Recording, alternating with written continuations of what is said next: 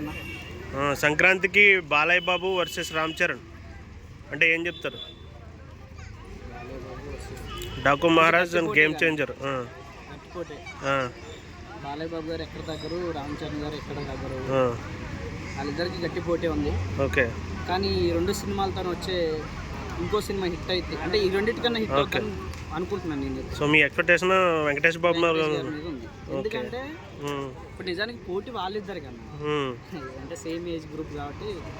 So Venkatesh గారికి బాలయ్య బాబు గారికి పడుతుందని అనుకున్నా. అది ఫ్యామిలీ మూవీ కాబట్టి ఇప్పుడు మాస్ సినిమాలు అంటే వీళ్ళిద్దరు, రామ్ చరణ్ గారి, బాలయ్య బాబు గారి. సో చూసుకుంటే కనుక ఈ బాలయ్య బాబు గారికి, రామ్ చరణ్ గారికి పోటీ పడ్డా ఈ రెండు సినిమాలు చూసిన ప్రతి ఒక్కరు మళ్ళీ వెంకటేష్ గారి సినిమా చూస్తారు ఖచ్చితంగా. సో మాస్ కమర్షియల్ టార్గెట్ని ఎవరో ఎక్కువ చేయగలరు కమర్షియల్గా, మాస్గా? ఏపీ తెలుగు స్టేట్స్లో కలెక్షన్ పరంగా అయితే రామ్ చరణ్ గారు అన్న. రామ్ చరణ్ గారిది గ్లోబల్ మొత్తం ఇండియా మొత్తం రిలీజ్ అవుతుంది కదా. తెలుగు స్టేట్స్లో హిట్ కొట్టేది ఎవరు? తెలుగు స్టేట్లో వెంకటేష్ గారు అన్న. వెంకటేష్ గారు అంటే ఆ సినిమా మీద నాకు ఒక సాంగ్తో ఎక్స్పెక్టేషన్ బాగా పెరిగింది. అసలు పీక్స్లో ఉంది సాంగ్. మళ్ళీ F3 రిపీట్ అవుతుంది అంటారా? అంటే దీంట్లో సెంటిమెంట్ వర్కౌట్ చేస్తారని నేను అనుకుంటున్నాను. కామెడీ ఉంటుంది, వెంకటేష్ గారు అంటే ఖచ్చితంగా కామెడీ ఉంటుంది, సెంటిమెంట్ కూడా గట్టిగా వర్కౌట్ అవుతుందని అనుకుంటున్నాను. సాంగ్ ఎలా ఉంది? వేరే లెవెల్ అన్న సాంగ్.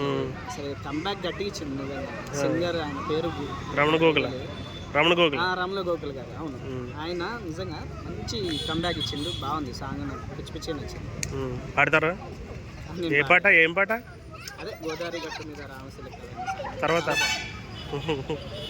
సో ఫైనల్గా తెలుగు స్టేట్స్లో వెంకీబాబు గారు అంటారు.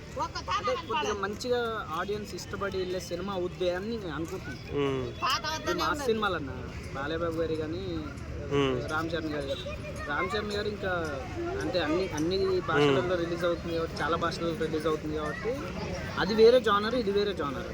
అసలు దేనికి సంబంధం లేదు. 3 సినిమాలు హిట్ అవ్వాలని కోరుకుంటున్నాను. శంకర్ గారి సినిమాలో మీకు నచ్చిన సినిమా? శంకర్ గారి సినిమాలో మీకు నచ్చిన సినిమా?